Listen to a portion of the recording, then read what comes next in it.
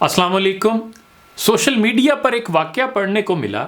اس کی سند بارے کچھ نہیں کہہ سکتا، لیکن واقعہ ایمان افروز ہے۔ تذکیر کے لیے سنا دیتا ہوں۔ رات کا وقت تھا۔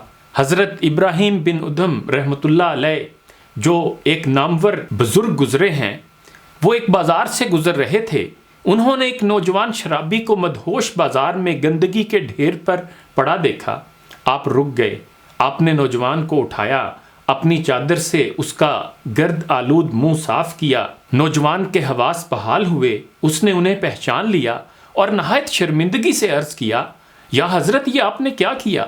اپنی صاف اور پاک چادر سے مجھ جیسے ناپاک اور غلیظ انسان کو صاف کر کے اسے آلودہ کر دیا۔ آپ نے فرمایا، بیٹا، میں نے تو یہ عمل صرف اپنے اللہ کی رضا کے لیے یہ سوچ کر کیا کہ جس طرح میں اللہ کا بندہ ہوں، تو بھی اسی طرح اللہ کا بندہ ہے۔ میں تجھے اس حال میں چھوڑ کر کیسے چلا جاتا؟ یہ سننا تھا کہ نوجوان چیخ مار کر ان کے قدموں میں گر گیا اور نہایت عاجزی سے گڑ گڑا کر اپنے اللہ سے اپنے گناہوں کی معافی مانگی اور آئندہ شراب نہ پینے کا دل سے پکا اور سچا وعدہ کیا اور اپنے گھر کی طرف روانہ ہو گیا۔ رات کو حضرت نے خواب میں نوجوان کو ولیوں کی صف میں دیکھا۔ بہت حیران ہوئے کہ یہ یہاں کیسے؟ اللہ پاک سے عرض کیا، یا اللہ، اتنی جلدی صلح بھی اور یہ مقام بھی اسے عطا کر دیا؟ تو اللہ رب العزت نے فرمایا، غسلت وجہہ لأجلی وغسلت قلبہ لأجلک۔ اس کا ترجمہ یہ ہے کہ تو نے میرے لیے اس کے چہرے کو دھویا، صاف کیا، میں نے تیرے لیے اس کے دل کو دھو ڈالا، صاف کر ڈالا، اور اس کی سچی توبہ کی بدولت اسے یہ مقام عطا کر دیا۔ یہ واقعہ اس لیے میرے دل کو لگا کہ اس کا پیغام بالکل ٹھیک ہے۔ اللہ کے ولیوں کی ہمیشہ یہ سنت رہی ہے کہ گناہ گار کو سینے سے لگاؤ، گناہ سے نفرت کرو، گناہ گار سے نہیں۔ گناہ گار سے محبت سے پیش آؤ گے تو وہ تمہاری بات سنے گا نا، پھر ہی تم اس کو کچھ نصیحت کر سکو گے نا۔ شیخ سعدی رحمۃ اللہ علیہ کا ایک شعر ہے، ہر کے خدمت کرد او مخدوم شد، ہر کے خود را دید او محروم شد۔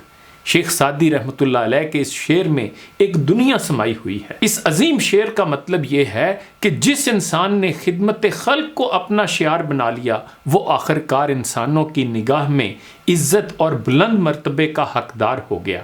خدمت کرنے والے کو لوگ معاشرے میں بلند مرتبہ دیتے ہیں اور وہ مخدوم، مربی اور محسن کے زمرے میں آ جاتا ہے۔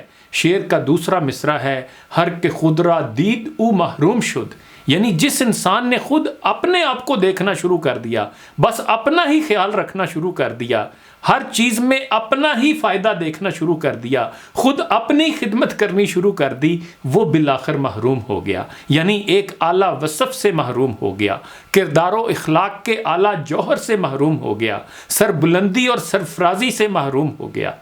مخلوق کی بے لوث خدمت کرنا انسانی اخلاق کا نہایت اعلیٰ جوہر ہے۔ جو انسان مخلوق کی خدمت کرتا ہے، اللہ تعالیٰ کے نزدیک اس کا مرتبہ اور درجہ بہت بلند ہو جاتا ہے۔ جو شخص اللہ تعالیٰ کے بندوں سے پیار کرتا ہے اور ان کی کسی غرض اور لالچ کے بغیر خدمت کرتا ہے، حق تعالیٰ اسے عزت سے نوازتے ہیں۔ قدرت کا یہ اصول ہے اور فطرت کا یہ قول فیصل ہے کہ مخلوق کی خدمت کرنے والے کا مرتبہ ہمیشہ بلند ہوتا ہے۔ دین و دنیا کی ہر دولت اسے میسر ہوتی ہے، لیکن یہ بات ہمیشہ یاد رکھنی چاہیے کہ اس بلند مرتبے پر صرف وہی لوگ پہنچ سکتے ہیں جو خود کو دیکھنا چھوڑ دیں، اپنی ذات کو قربان کر دیں، اپنے عیش و آرام کا احسار کر دیں، اپنی خواہشات کو ترک کر دیں اور اپنی ہستی کو فنا کر کے دوسرے انسانوں کے فائدے اور آرام اور ان کی خدمت کے لیے کمر بستہ ہو جائیں۔ اللہ تعالی ہم سب کو مخلوق خدا کی خدمت کی توفیق عطا فرمائے۔ انہی گزارشات کے ساتھ اجازت چاہوں گا۔ اپنا خیال رکھیے گا۔ اللہ حافظ۔